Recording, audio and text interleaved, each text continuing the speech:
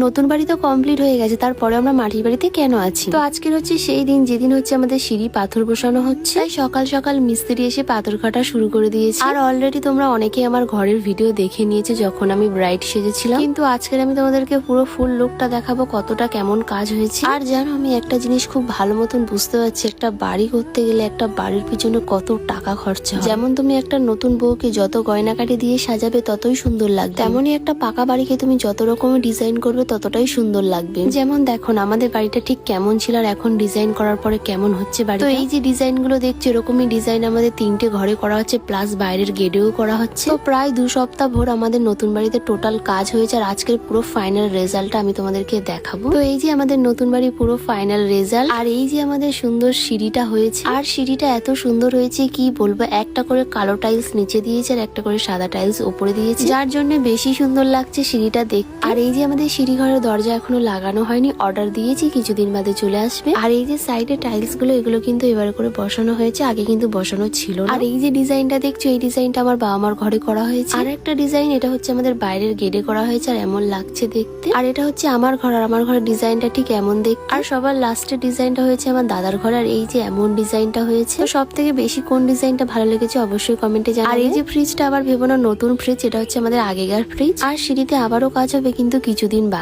আর হ্যাঁ, আমরা মাটির বাড়ি ছেড়ে এখন অব্দি পাকা বাড়ি কেন আসছি না? পাকা বাড়ি তো কমপ্লিট হয়ে গেছে। আরে দেখো, বাড়ি তো অনেকটা কমপ্লিট হয়ে গেছে, কিন্তু আমাদের রান্নাঘরের অবস্থাটা দেখো, রান্নাঘর এখন অব্দি কমপ্লিট হয়নি। আর খুব তাড়াতাড়ি আমরা রান্নাঘরের কাজটাও ধরবো। রান্নাঘরের কাজটা কমপ্লিট হলেই আমরা পাকা বাড়ি চলে আসবো, তখন আর মাটির বাড়িতে থাকা হবে না।